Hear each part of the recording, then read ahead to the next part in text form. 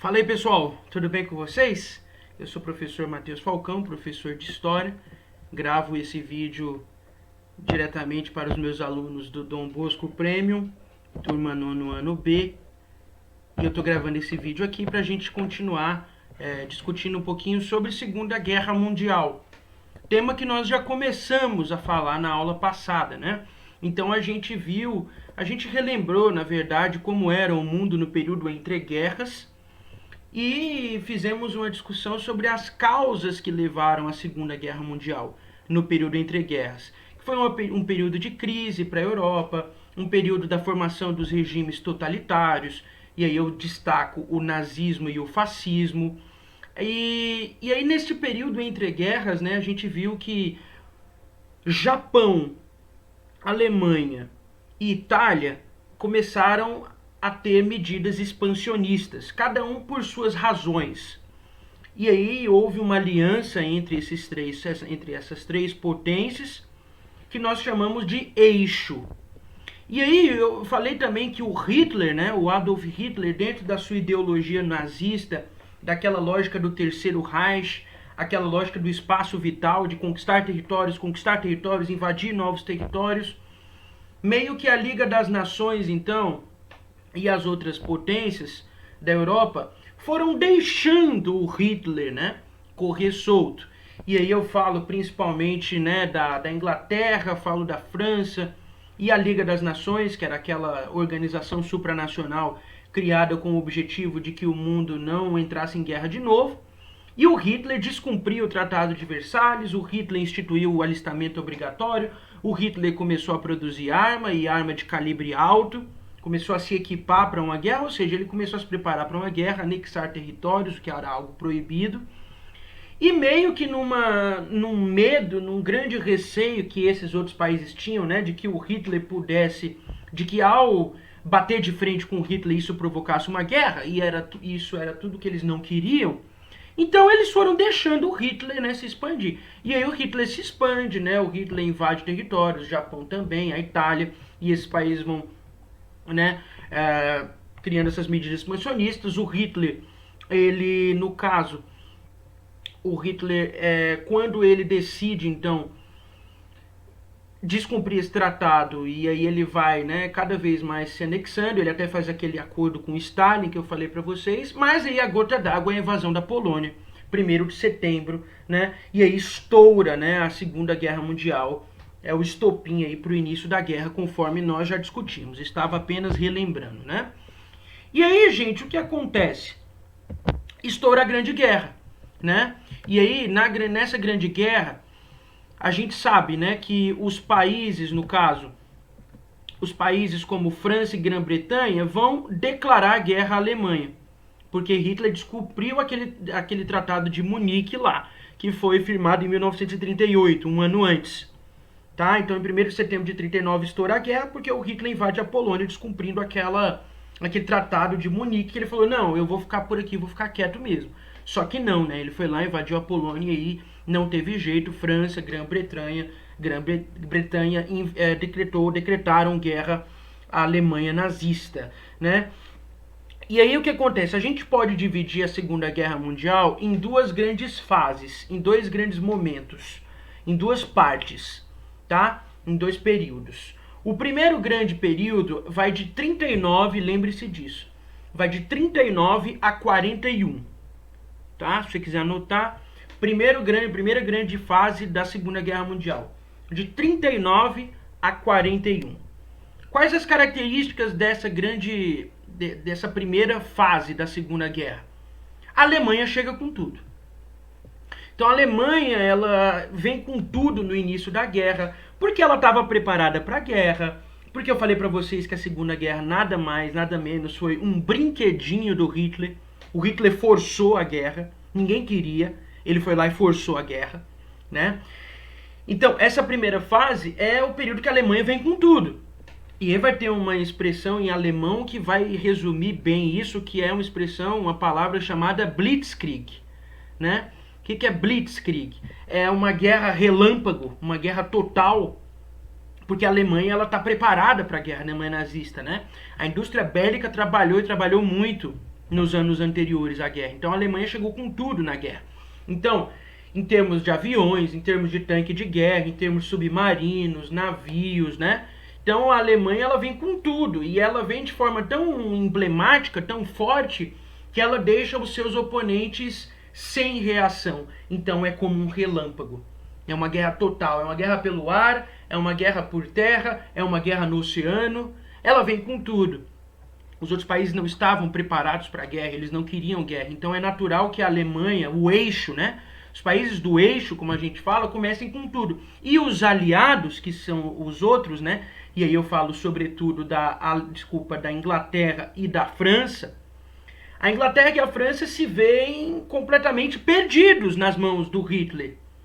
Porque o Hitler começa com tudo. Então o Hitler em 40 ocupa a Noruega, a Dinamarca, depois a Bélgica, a Holanda. Ele chega com tudo, tá? E aí, gente, o que acontece? Em 14/6/1940 vai acontecer algo emblemático. O Hitler vai dominar a França, tá? O Hitler, os nazistas dominam a França. Essa foto aqui ficou bastante emblemática, que o Hitler, né? O Hitler em Paris, marchando sobre o Paris em 23 de maio de 1940. E o grande símbolo da dominação nazista, quando eles fincaram a bandeira, o estandarte nazista sobre a Torre Eiffel, né? No topo da Torre Eiffel. Então o Hitler domina a França, tá? Então a França se torna uma administração nazista. O sul da França, então a França colaborou com os nazistas, tá? Esse é um ponto pra gente ver, porque o sul da França assinou um armistício com os nazistas que criou a chamada República do Vichy, que é um período em que a França foi dominada pelos nazistas.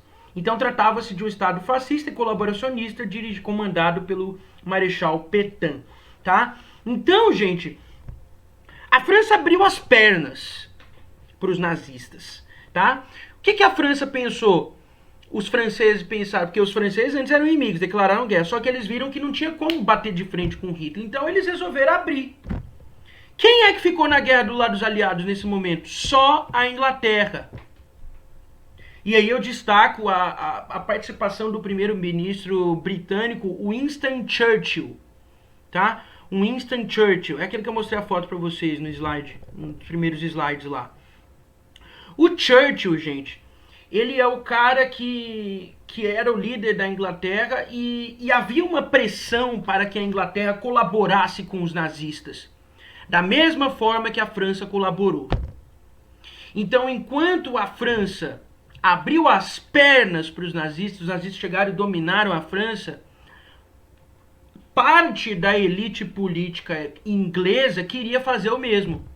Churchill bateu na mesa e falou: não vou colaborar com os nazistas, tá? E aí o Churchill, a Inglaterra fica sozinha, acuada, resistindo. Os nazistas começam a bombardear a Inglaterra, né? Fazer ataques a Londres e a várias outras cidades britânicas. E o Churchill tá lá, firme. Caso o Churchill não tivesse tido, digamos, o peito firme, né, para bater e falar: não vou me entregar para o Hitler teria dominado a Europa inteira, pode-se dizer, né, porque os franceses abriram as pernas. E a Inglaterra, se não fosse o Churchill, né, e a ideia que ele defendeu firmemente, a Inglaterra também teria se tornado nazista, também teria aberto as pernas para o Hitler, né? E aí o que acontece? O Churchill é marcado então por essa resistência, né, diante do avanço nazista e da opinião de colaborar com os nazistas. E aí eu posso indicar 2 filmes para vocês, tá? Que mostra a atuação do Churchill nesse sentido. O primeiro deles chama-se, se você quiser anotar, o primeiro deles chama-se O Destino de uma Nação, tá? O Destino de uma Nação. Quem interpretou o Churchill foi Gary Oldman, né? Esse filme, ele inclusive ganhou Oscar por atuação de melhor ator, né? Na categoria melhor ator. Que mostra justamente a atuação do Churchill na época da guerra. É um filme sobre o Churchill, né? E é um filme, né, gente? Por ser um filme, é claro que tem ficção, mas tem alguns detalhes ali que, de fato, são representações de fatos históricos, tá? O Destino de uma Nação. E o outro filme chama Dunkirk. Dunkirk. É um filme do Christopher Nolan, né? Que também foi indicado a algumas categorias do Oscar. São todos filmes novos, assim. Não tem 3 anos, eu acho. Né? Então, esse filme Dunkirk é baseado num acontecimento, né? Num evento que de fato aconteceu, que é a chamada retirada de Dunkirk, que aconteceu em 1940, quando Dunkirk, gente, era uma regiãozinha que ficava ali na divisa, na fronteira entre Inglaterra e França, ali no Canal da Mancha, né? A Inglaterra é uma ilha, e aí, no caso, alguns soldados britânicos estavam em Dunkirk, do lado francês, e eles ficaram encurralados pelos nazistas. Então, a retirada de Dunkirk foi um ato que o Churchill convocou a Marinha Britânica e barcos civis, ou seja, as pessoas, as embarcações, os pescadores, as pessoas que tinham seus barcos foram lá e resgataram esses soldados. Foi uma retirada, uma recuada. Né? Então foi um ato de... Isso mostra, revela muito bem, como eu falei, a resistência da Inglaterra, a resistência do Churchill, que estavam sozinhos contra o Hitler. Então esse momento, que é o momento da primeira fase da guerra, como eu falei, primeira fase, de 39 a 41, é o momento que a guerra parecia ganha para o Hitler. Né? Então é o momento em que o Hitler vai correr solto mesmo, os países do eixo vão, né, ter uma atuação bastante emblemática nesse sentido, e a Inglaterra vai ficar sozinha. Aí, gente, o que acontece? Aqui, né? Aqui essa foto aqui emblemática também, os bombardeios na cidade de Londres, né? Aqui até uma frase do Churchill, né? Nunca no campo dos conflitos humanos tantos deveram tanto a tão poucos, né? Isso revela o crescimento ali das ideias totalitárias, né, do nazismo. Aqui o céu de Londres, né, os aviões nazistas, aqui o Big Ben, né, famoso Big Ben em Londres, e revela justamente a ofensiva dos nazistas contra os britânicos, já que os britânicos estavam sozinhos agora, né? Então, depois da retirada de Dunkirk, que eu falei para vocês, os alemães tentaram quebrar o poderio aéreo inglês em uma sucessão de bombardeios.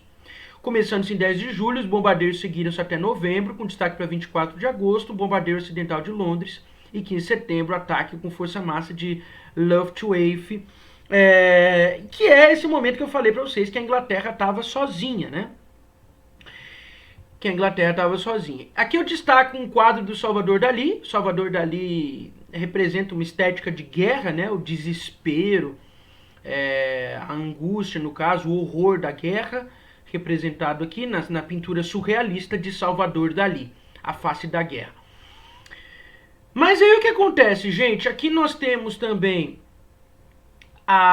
o que eu falei para vocês, né? A questão de o Hitler ter justamente esse momento até 41, o Hitler está dominando tudo, mas em 41 a coisa vai mudar. E aí nós vamos entrar na segunda fase da guerra. Lembra que eu falei que eram duas, né? Às vezes você ficou perguntando, professor, você falou a primeira e a segunda, velho. Então, a primeira fase eu já falei. Qual é a primeira fase? De 39 a 41. Que é a loucura do Hitler mesmo, a supremacia do Hitler, né? A segunda parte qual é? 41 a 45. Lembre-se disso. 41 a 45. O que vai marcar, gente, esse período? Uma mudança no jogo aí. Por que vai mudar o jogo?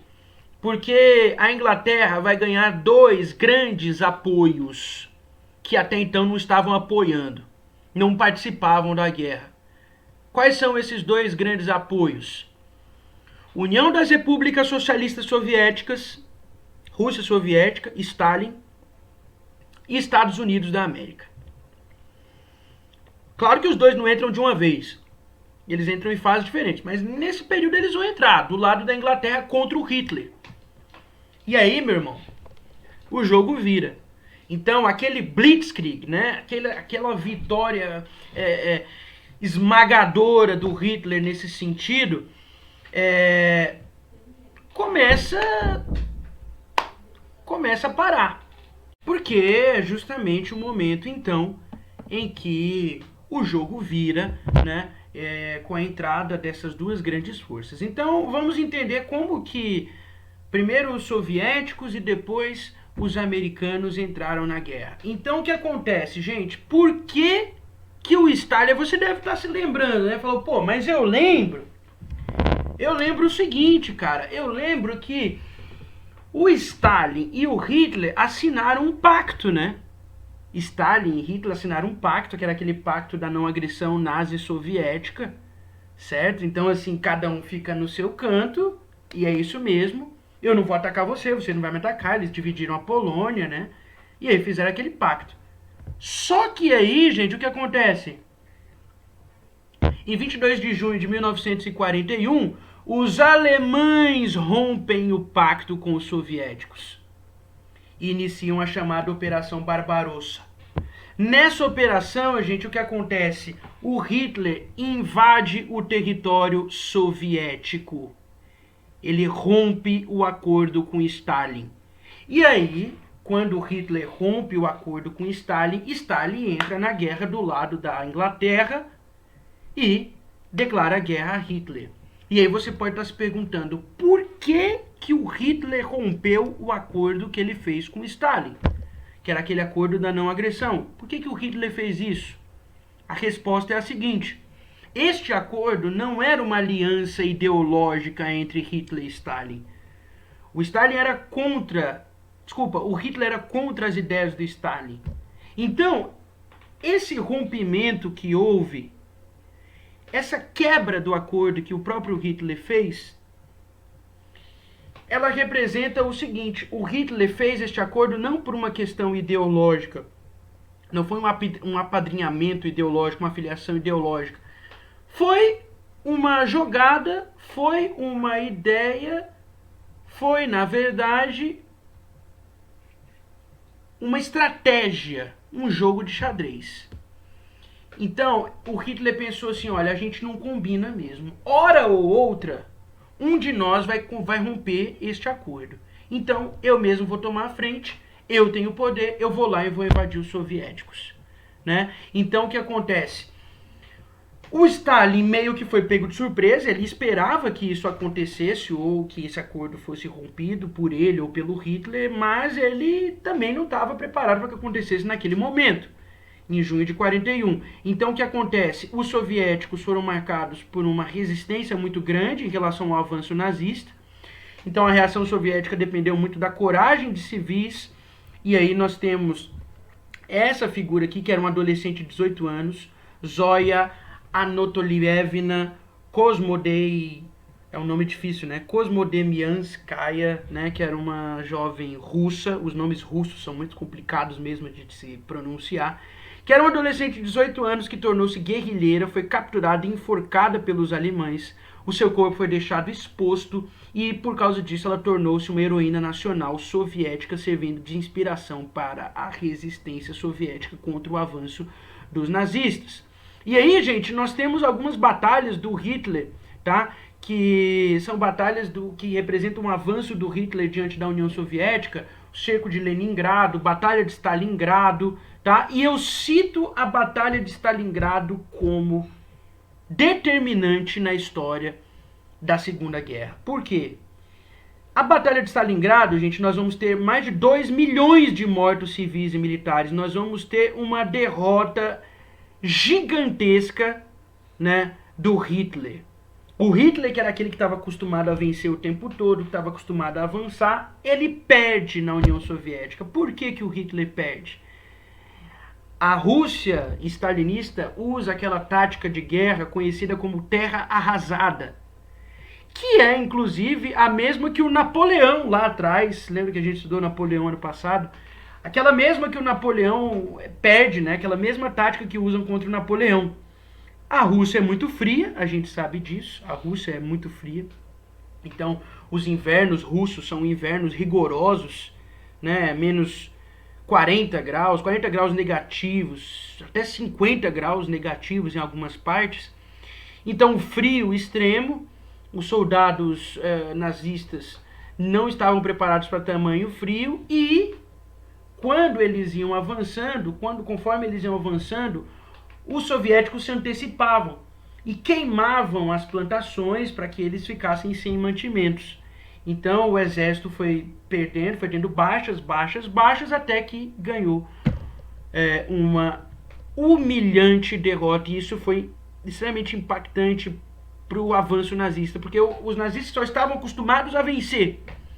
E aí, a partir do momento em que os nazistas perdem nessa batalha de Stalingrado, neste momento o exército nazista é meio desmoralizado. Então ele é desestabilizado, psicologicamente inclusive, já que só estavam acostumados a ganhar, né? E essas outras batalhas eu vou falar depois. Aqui são algumas heroínas participantes da guerra do lado soviético, ases e snipers, né? As de batalha, as de guerra, para quem não sabe, é quem comanda uma frota de aviões, quem está no topo, né, na frente de uma tropa de aviões, fuzilando aviões inimigos. E aqui interessante que são todas participantes mulheres, né? Nós temos mulheres que lutaram no lado soviético, né? É interessante também pensar numa grande guerra como uma grande guerra patriótica. Então aqui nós temos cartazes, né, que representam a força da União Soviética, a estrela soviética, a foice, o martelo, né? Aqui pisando sobre a suástica nazista, né, acabando com a suástica nazista. Aqui acabando com o leão que representa o nazismo, né, a suástica aqui. Então são todos cartazes de guerra, né, cartazes soviéticos. E aí eu falei para vocês que nessa Segunda Guerra nós temos a chegada dos soviéticos e a chegada dos americanos na guerra. A chegada dos soviéticos eu já falei como é que foi, né? O próprio Hitler se antecipa e rompe o pacto da não agressão com Stalin. E aí nós temos agora a entrada dos americanos na guerra. Os americanos, gente, lembra da Primeira Guerra Mundial, né? Os americanos estavam na deles, até que chegou o momento que eles participaram. Na Segunda não foi diferente. Os Estados Unidos estavam assistindo ali a guerra, né? Estavam se preparando ali, né? Mas não estavam, né? Estavam tranquilos, não entraram na guerra. Claro que se importavam com a dimensão do conflito, mas ainda não tinham de fato declarado guerra a ninguém. Isso mudou, gente, em 7 de dezembro de 1941. Por quê? Havia uma base naval. Lembra que eu falei para vocês que havia uma disputa, uma certa tensão no Pacífico, né, no Oceano Pacífico. Por quê? Porque o Japão era do eixo, e o Japão estava numa postura ali, estava fazendo alguns movimentos de expansão, tomando vários territórios, se expandindo no Oceano Pacífico, que é uma zona que, de certa maneira, chega a territórios ali americanos. Então, o que acontece? Os americanos tinham uma base naval no Havaí. Essa base se chamava Pearl Harbor. E nesse dia, 7 de dezembro de 41, os japoneses atacaram a base de Pearl Harbor. E aí, de fato, isso chamou a atenção e os americanos entraram na guerra. E entraram contra o eixo. E aí, nesse sentido, agora a guerra vai ganhar outra proporção. Então, nosso próximo encontro, que vai ser na terça-feira, né, agora terça-feira, a gente vai ver as continuidades e vai se encaminhar para o fim da guerra. Tá bom?